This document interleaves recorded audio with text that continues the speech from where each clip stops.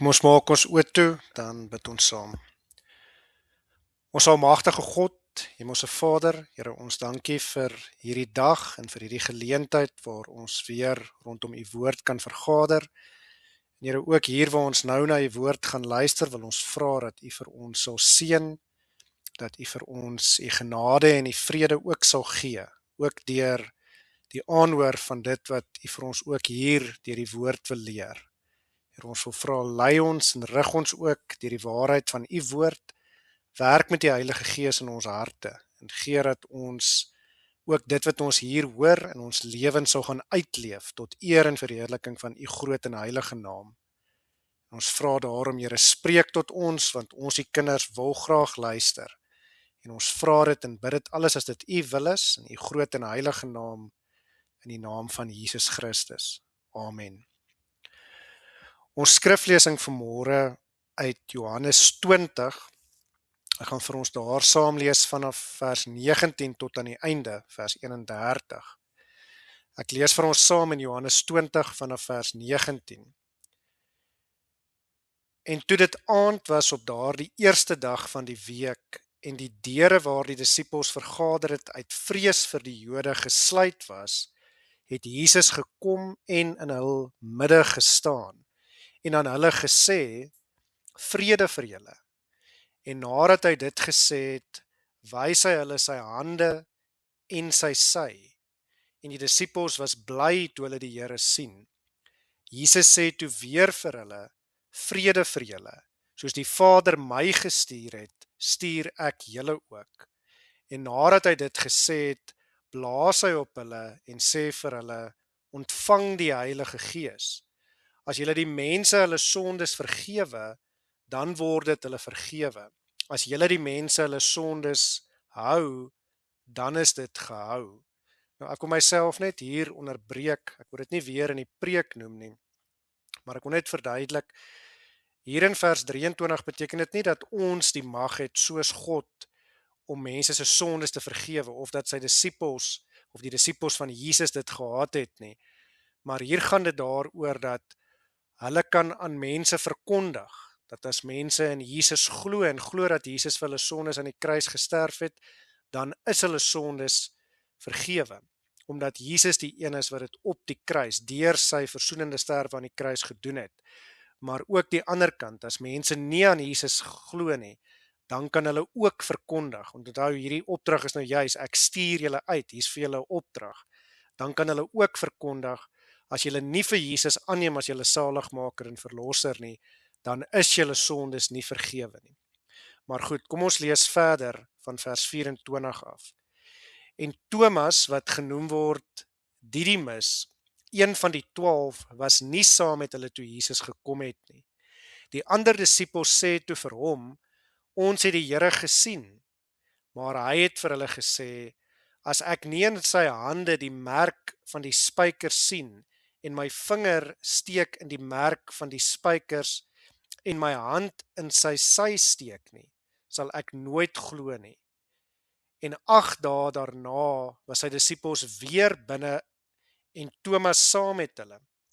En Jesus het gekom terwyl die deure gesluit was en het in hul midde gestaan en gesê, vrede vir julle. Daarna sê hy vir Thomas, bring jou vinger hier en kyk na my hande en bring jou hand en steek dit in my sy en moenie ongelowig wees nie, maar gelowig.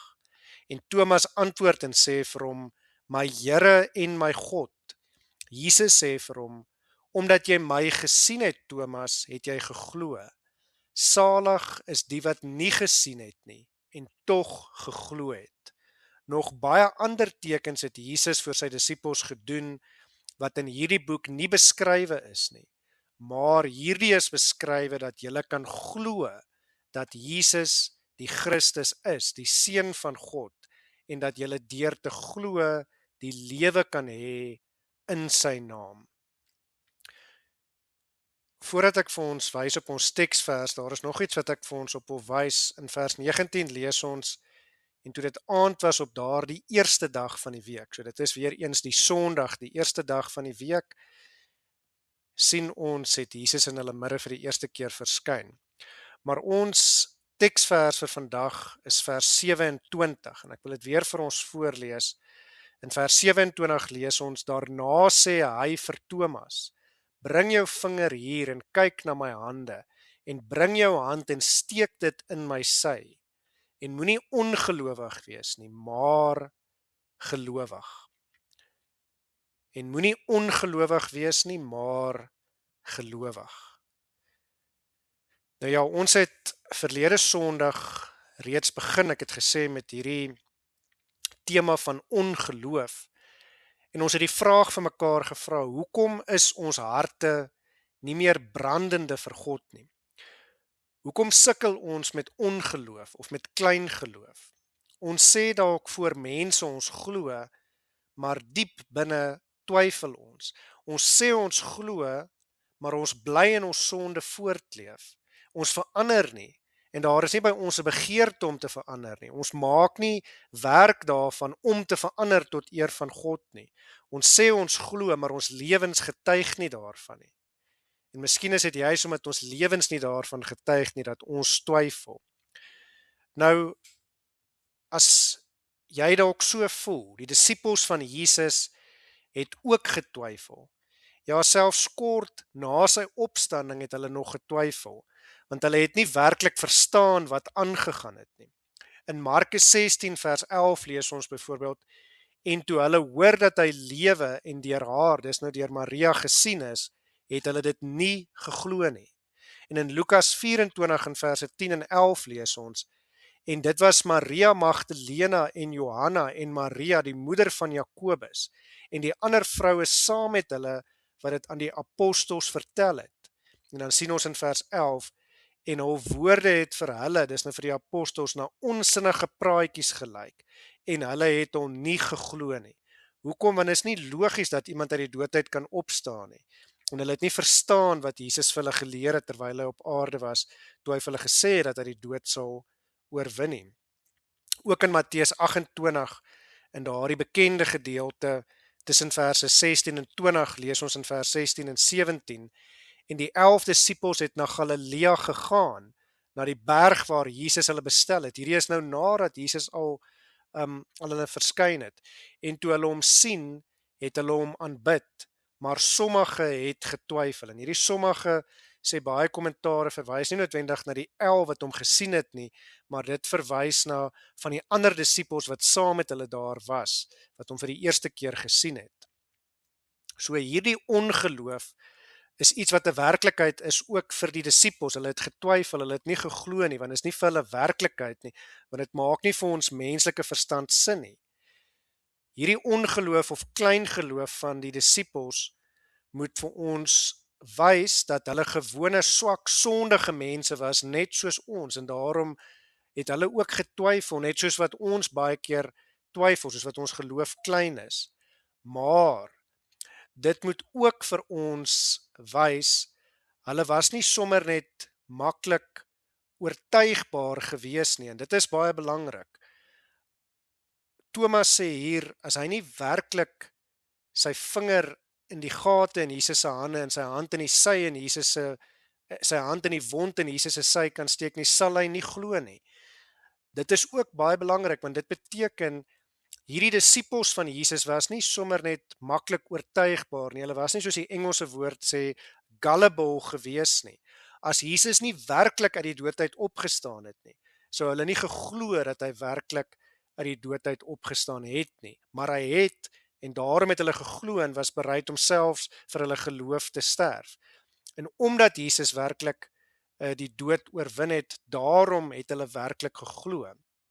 En dis belangrik, hulle het geglo omdat hulle werklik kinders van God was. Net soos wat die wêreld, die ongelowiges van daardie tyd, en ook ek wil amper sê van ons tyd, maar in daardie tyd spesifiek nie geglo dat Jesus die seun van God was toe hy op aarde was en tussen hulle wonderwerke gedoen het nie.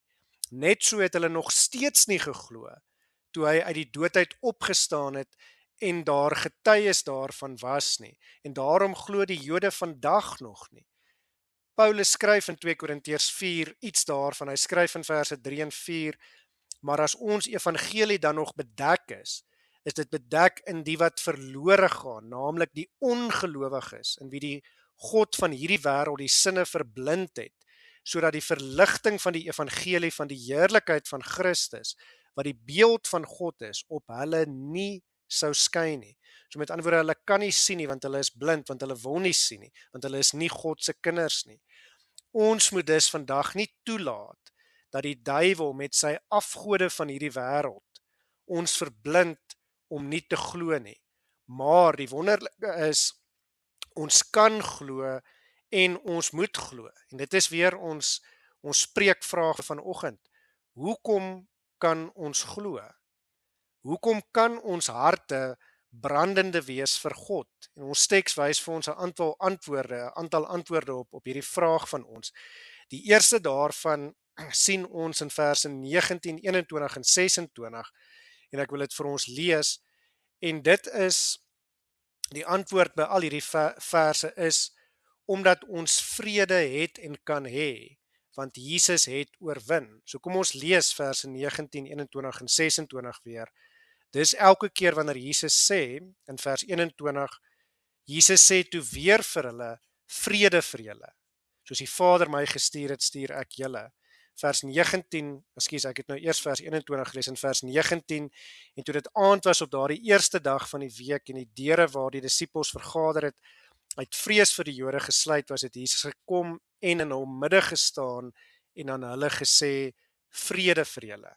Vers 21 weer, vrede vir julle, en dan weer 8 dae later, toe Thomas by was, en 8 dae daarna was sy disippels weer binne, dis nou in die binnekamer, toegesluit, en Thomas saam met hulle, en Jesus het gekom, terwyl die deure gesluit was, en het in hul midde gestaan en gesê, vrede vir julle. En dit is die eerste rede hoekom ons kan glo, want Jesus gee vir ons sy vrede, omdat ons weet hy het oorwin. Alreeds voor Jesus se kruisiging vertel Jesus vir sy disippels van die vrede wat hy gee, maar toe het hulle dit nog nie verstaan nie. In Johannes 14 vers 27 lees ons byvoorbeeld dat Jesus sê vir sy disippels, vrede laat ek vir julle na, my vrede gee ek aan julle. Nie soos die wêreld gee ek aan julle nie. Laat julle hart nie ontsteld word en bang wees nie. Sien, anders as die wêreld se valse vrede, is God se vrede 'n vrede wat ons laat glo en wat vir ons daarom werklik vrede bring en kalmte bring. Maar ook in Johannes 16 vers 33 lees ons daarvan. Daar lees ons die volgende: dit het ek vir julle gesê, sê Jesus, dat julle in my vrede kan hê. In die wêreld sal julle verdrukking hê, maar hou goeie moed, ek het die wêreld oorwin. So omdat Jesus oorwin het, en hierdie gebeur voordat Jesus uit die dood uit opgestaan het, maar hy sê, hy weet dit, hy het alreeds oorwin. Omdat Jesus natuurlik God is wat buite tyd is en in God ingekom het. So Jesus sê nie dit gaan maklik wees hier op aarde nie, maar hy sê ons kan vrede hê, want hy het die graf, die dood verslaan. En nadat hy ons sondes afgewas het aan die kruis en vir ons met sy bloed duur gekoop het deur sy versoenende sterwe, het hy uitgeroep, dit is volbring. En daarna het hy ook die dood verslaan deur op die derde dag uit die dood uit op te staan. Maar, en ek gaan later terugkom na hierdie gedagte toe, maar voor Jesus die dood oorwin het, verstaan sy disippels hierdie dinge nog nie, hulle verstaan dit nog nie mooi nie. Hulle harte is nog traag, soos die van die Emmausgangers van wie ons verlede Sondag gehoor het om te glo. En dit is soos ons ook dikwels is. Ons sê ons glo, ons gaan deur die motions, as ek die Engels so kan gebruik, maar ons lewens wys dit nog nie. So ons sê ons glo en ons kom dalk op 'n Sondag kerk toe en dan gaan ons maar deur die res van die week weer aan en volgende Sondag kom ons weer kerk toe. Ons gaan deur die motions. Maar ons lewe getuig nog nie daarvan nie. Daar's nog nie daai werklike verandering wat geloof bring in ons lewens nie. Maar dit verander alles by die disippels nadat Jesus uit die dood uit opgestaan het. Hoor wat sê Johannes net bietjie vroeër in ons geleesde gedeelte wat ons nou nie gelees het nie, in Johannes 20 in verse 8 en 9 hoor ons, daarop het hy ook die ander disipel wat eerste by die graf gekom het, of daarop het ook die ander disipel, Johannes praat hier van homself, wat eerste by die graf gekom het, ingegaan en hy het gesien en geglo. So toe Johannes die leë graf sien, toe het hy geglo en dan sê vers 19, want hulle het nog nie die skrif verstaan dat hy uit die dode moes opstaan nie. So Johannes herken dit hier, hy sê, toe ek die leë graf sien, toe glo ek, maar voor dit het ons nog nie geglo nie, want ons het nog nie die skrif verstaan nie. Maar die wonderlike is, die graf is leeg, en dan verskyn Jesus aan sy disippels. In Lukas 24, tussen verse 39 en 44, lees ons daarvan, hy sê vir hulle, kyk na my hande en my voete, want dit is ek self, voel aan my en kyk, want 'n gees het nie vlees en bene soos julle sien dat ek het nie. En terwyl hy dit sê, wys hy hulle sy hande en sy voete. En toe hulle van blydskap nog nie kon glo nie en hulle verwonder, sê hy vir hulle, het julle hier iets om te eet? Daarop gee hulle hom 'n stuk gebraaide vis en 'n stuk heuningkoek. En hy het dit geneem en voor hulle oë geëet. En hy sê vir hulle, dit is die woorde wat ek met julle gespreek het, toe ek nog by julle was, dat alles wat oor my geskrywe is in die wet van Moses en die profete en die psalms vervul moet word. So hier wys Jesus weer daarop. Toe hulle hom sien, wil ek amper sê, toe het hulle nog nie geglo nie, want dit is te goed om te glo. Dit wat hulle met hulle oë sien, het hulle nie geglo nie. En dan sê hy, kom ek wys vir julle nog meer, kom ek eet ook, dat julle kan sien, hierdie is 'n werklike vleeslike liggaam. Dis nie net geestelik wat Jesus opgestaan het nie, hy het letterlik vleeslik uit die dood uit opgestaan. En dan sê hy vir hulle, julle het nog nie die skrifte verstaan nie, maar alles wat in die skrifte staan oor my moet vervul word. In ons geleesde gedeelte het ons ook dieselfde ding gelees in ons teksvers. Daarna sê hy vir Thomas, bring jou vinger hier en kyk na my hande, en bring jou hand en steek dit in my sy, en moenie ongelowig wees nie, maar gelowig. So Jesus gee vir sy disippels uiteindelik die tekens, hy kom wys vir hulle die konkrete harde bewyse. Maar die belangrike hier wat ons nie moet mis nie, is elke keer wanneer Jesus na sy opstanding vir sy disippels sê vrede vir julle, shalom in die Hebreëus, dan komplementeer dit eintlik sy laaste woorde aan die kruis. En ek het gesê ek sal terugkom daarna toe wanneer hy uitgeroep het, dit is volbring. Ons kan nou vrede hê, want Jesus het alles vir ons aan die kruis volbring. Paulus skryf iets daarvan in Efesiërs 2 verse 13 en 18. Hy beskryf dit daar so. Maar nou in Christus Jesus het julle wat vroeër ver was naby gekom deur die bloed van Christus. Want hy is ons vrede. So luister weer, want hy is ons vrede. Hy wat albei een gemaak het en die middelmuur van skeiding afgebreek het, deurdat hy in sy vlees die vyandskap tot niet gemaak het, naamlik die wet van gebooie wat in insettinge bestaan, sodat hy deur vrede te maak, hoor weer, sodat hy deur vrede te maak, die twee in homself tot een nuwe mens kon skep, en albei in een liggaam met God kon versoen deur die kruis, nadat hy daarna die vyandskap doodgemaak het, en hy het die evangelie van vrede kom verkondig aan julle wat ver was, aan die wat naby was, en aan die wat naby was, want deur hom het ons albei die toegang deur een gees tot die Vader. So eintlik, as ek dit in nog makliker woorde, daardie gordyn, die voorhangsel van die allerheiligste vertrek het van bo af middeldeur geskeur. Dit is hierdie middelmuur van skeiding wat afgebreek is. En hy kom maak die twee een.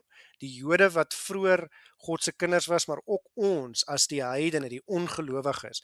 Nou is dit, soos Johannes 3 vers 16 sê, vir elkeen wat in Jesus glo, is daar die vrede, want ons weet, hy het vir ons gesterf, hy het vir ons oorwin, in en deur hom is ons oorwinnaars, en daarom kan ons vrede hê. Ons kan vrede hê, want Jesus het oorwin. Jesus het letterlik, liggaamlik uit die dood uit opgestaan. Hy het ons regverdig gemaak. Hy het vrede gemaak tussen ons en die Vader, sodat ons voor God kan staan, en sodat ons vrede kan hê, ja, daardie vrede wat alle verstand te bowe gaan, waarvan Paulus skryf in Filippense 4 vers 7, en die vrede van God wat alle verstand te bowe gaan, sal julle harte en julle sinne bewaar in Christus Jesus. Ja, dit is belangrik dat ons hierdie vrede ook sal verstaan. Hierdie vrede is 'n vrede wat ons harte bewaar, want dit is 'n vrede wat ongelowiges nooit kan verstaan nie, maar wat die Heilige Gees in die gelowige se hart werk. Maar dis 'n vrede wat vir ons kalmte en rustigheid bring. Dit kalmeer ons in moeilike omstandighede en maak dat ons kan kophou, wil ek amper sê, dat ons kan kalm bly. Hoekom? Want ons weet Jesus het reeds oorwin en ons is oorwinnaars in en deur hom. Dis verdere vrede wat die vrees na buite dryf deur God se liefde vir ons, soos wat 1 Johannes 4 vers 18 ook vir ons leer. En dit is ook 'n vrede wat ons eensgesind maak, soos wat ons ook in hierdie gedeelte gehoor het wat ek vir ons gelees het in Efesiërs 2. Dis 'n vrede wat ons eensgesind maak en ook wat ons dankbaar maak. In Kolossense 3 vers 15 lees ons: en laat die vrede van God, waartoe julle ook in een liggaam geroep is, in julle harte heers en wees dankbaar. So ja, dis 'n vrede wat ons dus sal dring tot lewens van dankbaarheid tot God se eer. In Romeine 5 vers 1 lees ons: omdat ons dan uit die geloof geregverdig is, met ander woorde omdat ons glo, het ons vrede by God deur ons Here Jesus Christus. So van waar af kom ons vrede? Dit kom deur Jesus Christus, die feit dat hy vir ons gesterf het, dat hy vir ons oorwin het en dat ons dit glo. Sien, dis 'n kringloop. Omdat ons glo, het ons vrede. En die vrede wat Jesus bring, kom deur sy opstanding en dit versterk weer ons geloof om te glo. Kom ons kom terug na ons spreekvraag toe. Hoekom kan ons glo? Hoekom kan ons harte brandende wees vir Jesus? Tweedens sien ons dit weer in vers 21, omdat hy ons gestuur het met 'n doel, om 'n doel uiteindelik te verrig. Ons is nie doelloos hier op aarde nie, maar in vers 21, in die tweede gedeelte, lees ons daar saam, maar kom ek lees vir ons weer die hele vers. Jesus sê toe weer vir hulle, vrede vir julle, en dan hier kom die tweede gedeelte, soos die Vader my gestuur het, stuur ek julle ook. So Jesus het daardie perfekte lewe op aarde kom leef, sy disippels het dit gesien, en nou stuur hy hulle ook, om presies dieselfde te gaan doen. So waarom hoef ons nie te twyfel nie, want Jesus gee ook vir ons 'n doel in hierdie lewe, en 'n doel om te verrig, en daardie doel is uiteindelik ook, om uiteindelik sy disippels te wees, om mense uiteindelik van hom te vertel, vir hulle die goeie nuus, die evangelie te vertel, sodat hulle ook daardeur kan glo. Jesus gee doel en hy gee rigting in en vir ons lewens. Ons is nie maar net hier, ons leef, en as ons laaste asem uitblaas, is alles verby nie. Nee, daar is baie meer as dit. Daar's iets meer, daar's iets baie meer wat op ons wag na hierdie lewe, en daarom kan ons glo, want alles hier is nie maar net verniet nie, maar die ewige lewe wag op ons. Ons het nou gelees van die disippels wat getwyfel het daar in die begin van Matteus 28, en toe het ons verse 16 en 17 gelees. Ek wil nou ook vir ons lees verse 18 tot 20. Daarna lees ons, en Jesus het nader gekom, dis nou nadat hulle twyfel, en met hulle gespreek en gesê: aan my is gegee alle mag in die hemel en op aarde. En dan hier kom die opdrag: gaan dan heen, maak disippels van al die nasies en doop hulle in die naam van die Vader en die Seun en die Heilige Gees, en leer hulle om alles te onderhou wat ek julle beveel het. En kyk, ek is met julle al die dae tot aan die volëinding van die wêreld. Amen.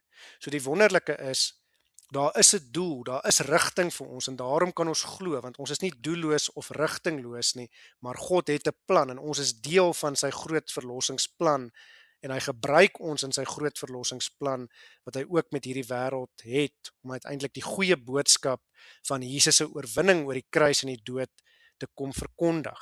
En die wonderlike is verder, ons kan ook hierdie opdrag om sy disippels te wees, om die hele wêreld in te gaan, ons kan ook hierdie doel van ons uitleef. Hy stel ons in staat om dit te doen. Hoe? Op twee maniere. Die eerste is omdat ons weet ons is oorwinnaars in en deur Jesus Christus.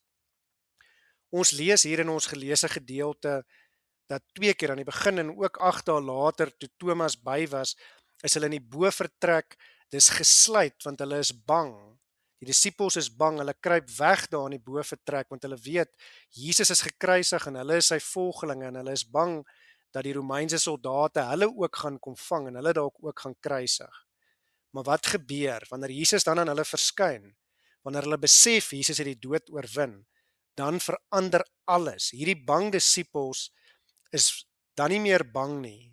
Die deure is nie meer gesluit nie, maar hulle gaan die wêreld in en hulle verkondig die evangelie oral waar hulle kom dapper en hulle verkondig die evangelie letterlik tot die dood toe, totdat hulle gevang is en in die tronk gegooi word en baie van hulle, meeste van hulle uiteindelik ook gekruisig of op wrede maniere doodgemaak word.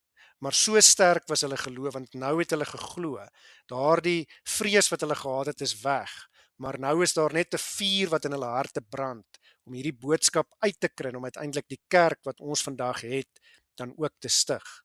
Maar tweedens ook, nie net kan ons hierdie boodskap uitleef omdat dit die waarheid is, omdat Jesus ons verseker deur sy Heilige Gees wat die geloof in ons werk, dat ons oorwinnaars is in en deur Jesus Christus nie, maar ook word ons dan ook bekragtig deur die Heilige Gees om hierdie taak te kan verrig. Ons het dit gelees in Matteus 28 vers 20 en kyk, ek is met julle al die dae tot aan die volëinding van die wêreld. En Jesus sê ook in Handelinge 1 vers 8, maar julle sal krag ontvang wanneer die Heilige Gees oor julle kom en julle sal my getuies wees in Jerusalem sowel as in die hele Judea en Samaria en tot aan die uiterste van die aarde. So ons kan ook hierdie taak verrig om sy getuies te wees, om sy gestuurdes te wees wat die blye boodskap verkondig. En dit beteken daar's 'n doel en daarom, omdat ons nie doelloos is nie, daarom glo ons, want ons sien die groter prentjie, ons moet groter prentjie Christene wees, want ons aanbid 'n groter prentjie God. Maar kom ons kom terug by ons spreekvraag. Ons vra weer, hoekom kan ons glo? Hoekom kan ons harte brandende wees? En ons sien ons volgende antwoord in vers 22. Hulle oë en verstand is geopen deur die Heilige Gees wat op hulle gekom het. In vers 22, kom ek lees hom net weer vir ons, lees ons. En nadat hy dit gesê het, blaas hy op hulle en sê vir hulle, ontvang die Heilige Gees. En dis die wonderlike, dat ons dit ook kan weet, op Pinksterdag is die Heilige Gees uitgestort en hy kom woon in ons harte. En daarom kan ons ook weet, ons verstand is ook geopen om te kan glo, om die waarheid te kan sien, omdat ons God se kinders is, omdat hy ons uitverkies het. In Lukas 24 vers 45 lees ons, toe open hy hulle verstand om die skrifte te verstaan. Hier word gepraat van die disippels en in vers 27 sien ons ook, wat wil Jesus graag hê? Hy wil nie hê dat ons ongelowig moet wees nie, maar ons teksvers sê, hy wil hê ons moet glo. Moenie ongelowig wees nie, maar glo. So daarom open Jesus ook ons verstand deur die Heilige Gees om te verstaan. Ons staan aan die ander kant daarvan. Ons weet Jesus het gesterf. Ons weet hy het die dood verslaan. Ons weet hy het opgestaan uit die dood en ons weet hy het opgevaar na die hemel toe en ons weet sy Heilige Gees is op Pinksterdag uitgestort en ons weet sy Heilige Gees woon in ons harte en werk elke dag daardie geloof in ons harte. Maar ek wil vir 'n oomblik terugkom hierna ons teksverse en die verse wat daarop volg. Ons het dit gelees in vers 27, daarna sê hy, dis nou Jesus vir Thomas, want hy wil hê Thomas moet glo. Bring jou vinger hier en kyk na my hande en bring jou hand en steek dit in my sy en moenie ongelowig wees nie, maar gelowig. En Thomas antwoord en sê vir hom, my Here en my God. En Jesus sê vir hom, omdat jy gesien het, Thomas, het jy geglo. Salig is die wat nie gesien het nie en tog geglo het.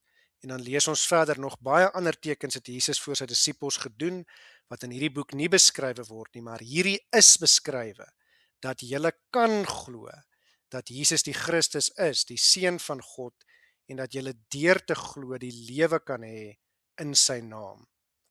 Nou ek wil hê dat ons bietjie na hierdie verse veral moet kyk, en veral ook, kom ons begin by vers 28, so ons sien in vers 27, Jesus kom gee die letterlike bewyse, sodat Thomas kan glo, maar dan in vers 28 sien ons, nadat Thomas, wil ons amper sê, sy vinger in Jesus se sy gesteek het, en sy hand, of sy vinger in Jesus se gate in sy hande gesteek het, en sy hand in die wond in Jesus se sy gesteek het, dan glo Thomas, en dan sien ons uiteindelik Thomas se belydenis.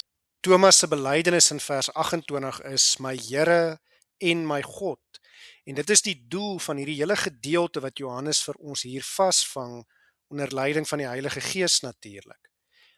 En dit is waar ons ook moet uitkom, wat ons geloof aanbetref. Ons moet ook vra, sê ons ook vir God of vir Jesus my Here en my God, is Jesus werklik jou Here? Wat beteken dit dat Jesus ons Here is? Dit beteken hy is ons besitter, hy is die een wat ons dier gekoop het, hy besit ons harte, en dis die vraag wat ons vir mekaar moet vra. Besit Jesus jou hart? Is jou hart werklik syne? Brand jou hart vir hom? Is hy eerste in jou lewe? Gee jy hom die eerste plek? Of sê jy net so en dan bid die afgode van hierdie wêreld? En hy sê nie net my Here nie, maar hy sê ook my God. Die vraag moet ons ook vir mekaar vra, is Jesus werklik jou God? Glo jy dat hy vir jou gesterf het? Dat hy met sy bloed vir jou sondes aan die kruis betaal het en vir jou oorwin het deur op die derde dag uit die dood uit op te staan? Glo jy dat hy weer kom om jou te kom haal? Glo jy dat vir hom alle dinge moontlik is, dat hy God is? Of sê jy net so, maar jou lewe wys dit nie werklik nie. Jy leef dit nie werklik nie. Jesus het ook geweet, daar sal 'n tyd wees na sy hemelvaart, wat mense nie meer soos Thomas, hulle vingers in die gate in sy hande en hulle hande in die wond in sy sy sou kon steek, sodat hulle kon glo nie. En daarom sê hy ook in die volgende vers, in vers 29, kom ons lees dit, Jesus sê vir hom, omdat jy my gesien het, Thomas, het jy geglo. Salig is die wat nie gesien het nie, en tog geglo het. Maar juist daarom word die Heilige Gees ook uitgestort op Pinksterdag, om in ons harte te kom woon, sodat ons nie meer hoef te twyfel nie, maar sodat ons kan glo, al het ons nie gesien nie. Dit is wat Paulus in die Bybel ook vir ons in 'n sekere sin leer. Om te glo is om die onsienlike dinge te glo, om te glo dat dit die waarheid is. Maar, dan wil ek sê, tog, laat Jesus ons ook sien. Kyk bietjie in jou eie lewe. Hoe het Jesus jou al gedra, jou gelei, jou beskerm deur moeilike tye, waar jy nie geweet het hoe of waar vandaan die uitkoms kom nie. Maar steeds is jy hier vandag. God het uitkoms gegee. God het voorsien, of hy is dalk nog besig om te voorsien. Verder, laat Jesus ons tog sien, want die leeggraf is vandag nog daar. Ons kan op 'n vliegtuig klim en ons kan Israel toe gaan en ons kan gaan kyk.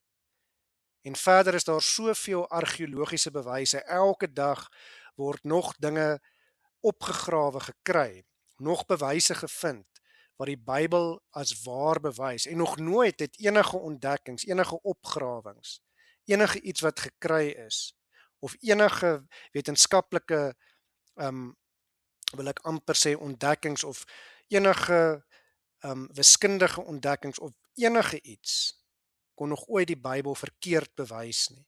Verder, die kerk is vandag hier, as bewys daarvan, dat Jesus nie net vir sy disippels nie, maar ook vandag vir ons die vermoë gee om kerk te wees en die evangelie te verkondig. Hierdie blye boodskap wat die oorspronklike disippels die wêreld mee ingegaan het, waarvoor hulle lewens gegee het, hierdie boodskap het geslaag en daarom bestaan die kerk vandag. Die oorspronklike disippels was bereid om hulle lewens daarvoor te gee. So sterk was hulle geloof en so gedetermineerd was hulle om Jesus se opdragte uit te voer.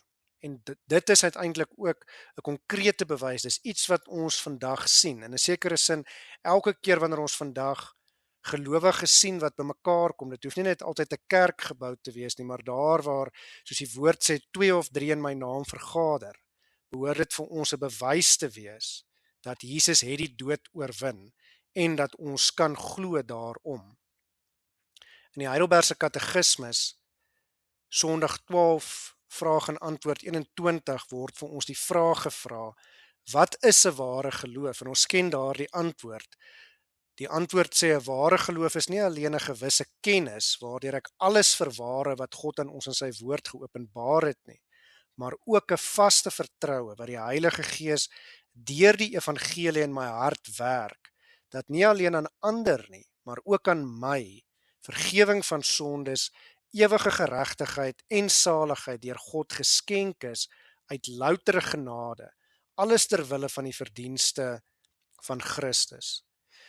Nou as ons fyn gaan lees, dan sien ons die katekismes antwoord leer vir ons dat deur God se woord, ons sien dit hier aan die begin, 'n ware geloof is nie alleen 'n gewisse kennis waardeur ek alles verwaar hou wat God aan ons in sy woord geopenbaar het nie.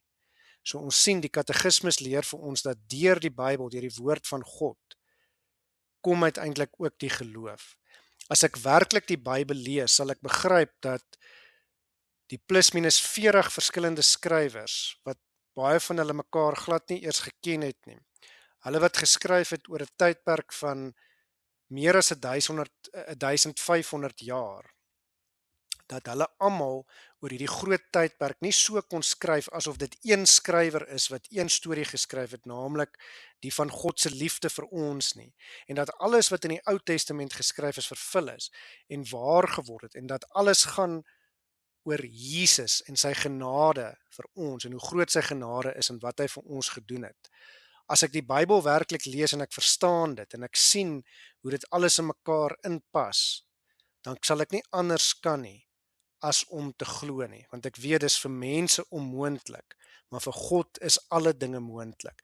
En daarom het ons gelees hier in ons laaste gedeelte, Johannes sê dit ook, hy sê maar hierdie is beskrywe, met ander woorde dit wat hy ook hier skryf, die Bybel, hierdie is beskrywe dat julle kan glo dat Jesus die Christus is, die Seun van God, en dat julle deur te glo die lewe kan hê in sy naam. So nou wil ek ook weer sê, ons moet besef die groot voorreg wat ons het om die Bybel in ons eie taal te kan hê en dit in ons eie taal te kan leef. Maar net soos die kerk is die Bybel, elke keer wanneer ek 'n Bybel vashou of selfs wanneer ek die Bybel op my selfoon deesdae oopmaak, behoort dit vir my 'n bewys te wees dat ek kan glo, want deur God se groot almag het hy dit ook so beskik dat die Bybelskrywers die Bybel geskryf het en dat ons dit vandag het in amper elke taal in die wêreld en dat mense dit in hulle eie taal kan leef. Maar verder wil ek ook kom by die laaste gedeelte, want geloof is nie net 'n gewisse kennis nie, maar is ook 'n vaste vertroue. Verder werk die Heilige Gees ook voortdurend in ons harte daardie vaste vertroue. Ons het nie eers nodig om te sien nie, want ons glo. Ons glo vir God en ons vertrou vir God. En ons vertrou en ons glo in God se woord en dit is geloof wat die Heilige Gees in ons harte werk. Hy gee vir ons daarom dan ook vrede. Hy gee vir ons rigting en doel en hy open ons oë om die waarheid te sien en te glo. En daarom hoef ons nie te twyfel nie, maar kan ons glo, want die almagtige drie-enige God sê vir ons, moenie ongelowig wees nie, maar gelowig. Amen. Kom ons bid weer saam. Ons almagtige God, Hemelse Vader, Here, ons dankie en ons loof en prys hier dat ons ook hier kan sien dat Jesus se begeerte vir sy disippels op aarde alreeds was, dat hulle nie ongelowig sal wees nie, maar dat hulle sal glo, dat ons kan weet, dit is wat U vir ons wil hê, dat U ons liefhet en dat U wil hê dat ons en U moet glo, sodat ons nie verlore gaan nie. Here, dankie dat U alles doen, sodat ons kan glo. Dankie dat U ons uitverkies het, dankie dat U Heilige Gees gestuur het om in ons harte te kom woon, dat die Heilige Gees daardie 8 stappe van die heilsorde in en deur ons harte ook werk, en uiteindelik ook dat ons kan glo. Here, ons wil vra, wanneer ons soos daardie pa van die besete seun, waarvan ons verlede Sondag ook gelees het, as ons geloof swak is en klein is, dan wil ons ook vra, Here, versterk ons geloof. Ons glo, Here, maar nogtans vra ons, versterk ons, sodat ons nie klein gelowig sal wees nie, maar gee dat ons sal besef, ons het die voorreg om kinders van die groot en almagtige God te wees. En Here, ons wil vra, dring ons, rig ons, lei ons met die Heilige Gees, dat ons ook lewens sal leef, wat getuig daarvan dat ons glo en dat ons kinders van U is. Ja, Here, wees ook saam met elkeen wat siek is, elkeen wat beserings het, elkeen wat hartseer is. Here, ons vra dat U vir ons genesing sal bring, vir ons gesond sal maak en vir ons sal vertroos. En Here, dat ons ook kan weet dat U ook vir ons U vrede gegee het en dat ons ook vrede kan hê omdat U oorwin het. Here, ons dankie daarvoor en ons gee en ons vra, Here, versterk deur elke dag ons geloof deur die Heilige Gees en gee vir ons ook daardie vrede wat alle verstand te bowe gaan. Maak nie saak wat ons omstandighede is nie, omdat ons weet in en deur Jesus Christus is ons oorwinnaars. Here, ons dankie en ons loof en prys U daarvoor en ons bid alles as dit U wil is in U groot en heilige naam, in die naam van Jesus Christus. Amen.